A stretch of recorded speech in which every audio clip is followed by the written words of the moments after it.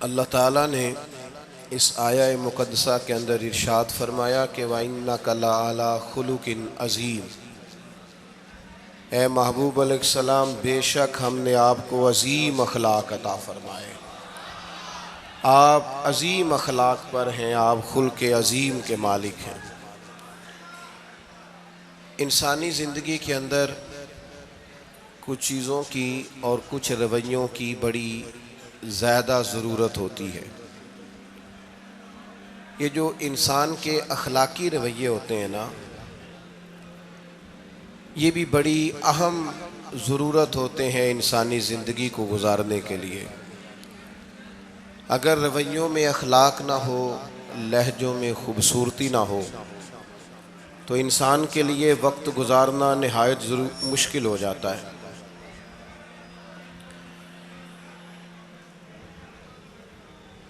اللہ تعالیٰ آپ کو جزائے خیر دے۔ میں دوستوں سے کہتا رہتا ہوں کہ کسی کھلی جگہ پہ احباب کے لیے بندوبست کیا جائے تاکہ لوگ تکلیف کا شکار نہ ہوں۔ پیار سے آ جاتے ہیں کئی ساری جگہوں پہ، بلکہ شاید ساری جگہوں پہ اب یہی مسئلہ بنتا ہے جگہ کا، لیکن اس وقت احباب بعض اوقات توجہ نہیں کرتے، پھر مشکل بڑھ جاتی ہے۔ اب تو جیسے ہے ویسے ہی رہے گا۔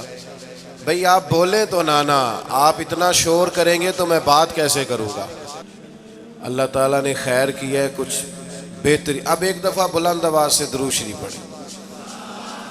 الصلاۃ والسلام علیک یا رسول اللہ وعلی آلک واصحابک یا حبیب اللہ، الصلاۃ والسلام علیک یا نبی اللہ وعلی آلک واصحابک یا نور اللہ۔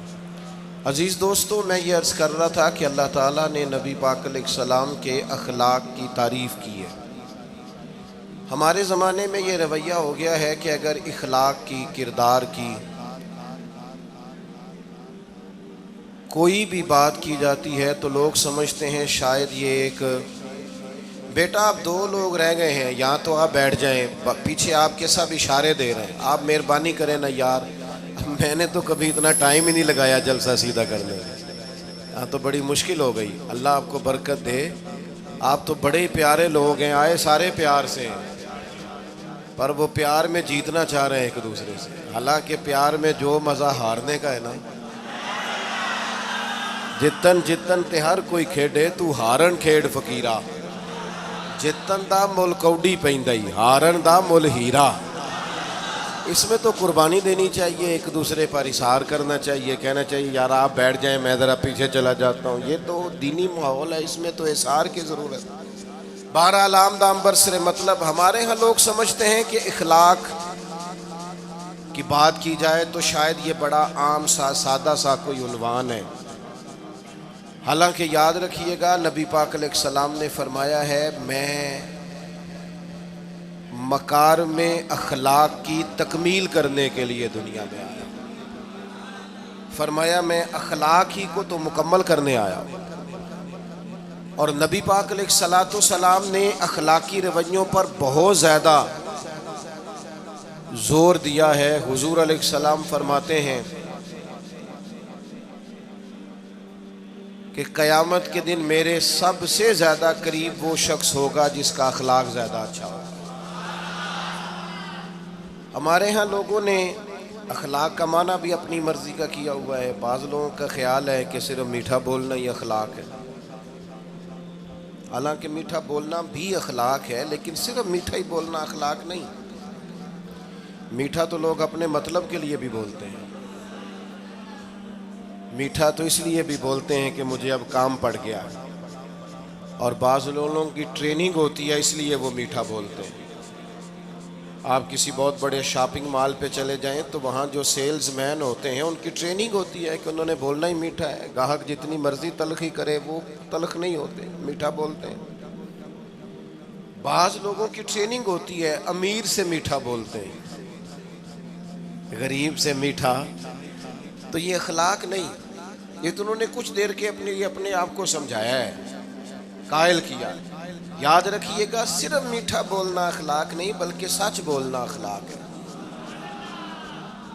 صبر، تحمل، بردباری، وفاداری، اور بلند ترین اخلاق کا مالک وہ بندہ ہوتا ہے جو خوددار ہوتا ہے، کسی دنیا دار کے سامنے ہاتھ نہیں پھیلاتا، اللہ تعالیٰ نے جو اسے دیا ہوتا ہے اس پر راضی رہتا ہے، اس کے مزاج میں، اس کی کو ذرا کم کر دیں جی، اس کے مزاج میں لالچ نہیں ہوتا، ہرس، ہوس، طمع، مفاد پرستی، یہ چیزیں جس آدمی کے مزاج میں نہیں ہوتی وہ شخص با اخلاق ہوتا ہے، اور بندے میں مروت ہو، وفاداری ہو، خلوص ہو، للہیت ہو تو بندہ با اخلاق ہے۔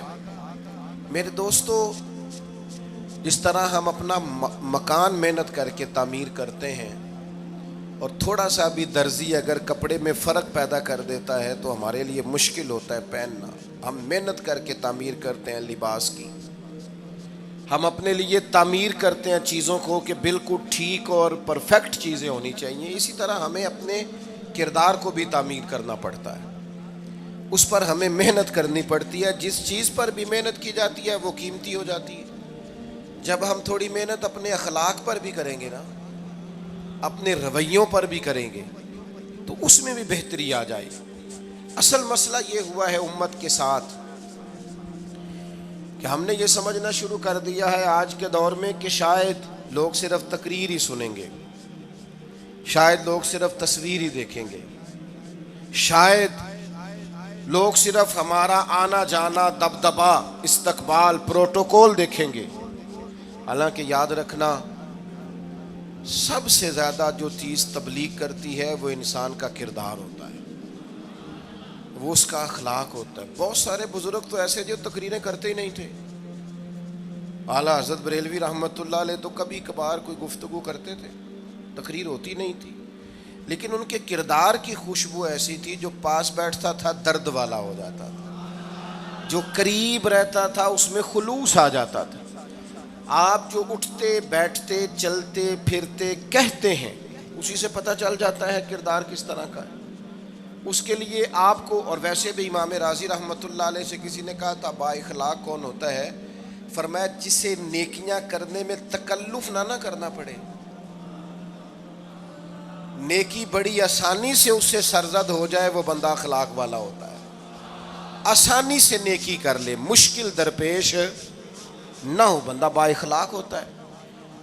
جب جب ہمارا اخلاق اور کردار اور لب و لہجہ اور اٹھنا بیٹھنا، آپ بڑی تعریفیں کریں گھر جا کے کہ میرے استاد بڑے قابل ہیں، آپ کہیں میں بہت عالی شان پیر صاحب کا مرید ہوں، کیا بات، لیکن خدا نہ کرے بیوی کو گالی دیں تو وہ اسی وقت کہہ دے گی یہ سکھایا تجھے تیرے پیر صاحب نے، یہ استاد صاحب سے سبق پڑھ کے آیا، یہ اس تنظیم کا آدمی ہے۔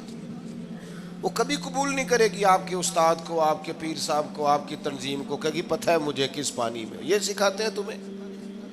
جب تک اخلاقی رویہ بدل نہیں جاتا، آپ کہیں میں بڑی محافل کراتا ہوں، میں بہت بڑا آدمی ہوں اور میں بڑے دینی کام کرتا ہوں اور میں اپنے اوپر لیبل رکھتا ہوں، لیکن آپ کا دوستوں کے ساتھ اٹھنے بیٹھنے میں حلال حرام کی تمیز میں ہی کوئی خیال نہ ہو تو کوئی نہیں مانے گا آپ کی بات۔ ہمارے ہاں سنت شریعت کا بھی ہم نے اپنی مرضی کا نام رکھ لیا ہے نا۔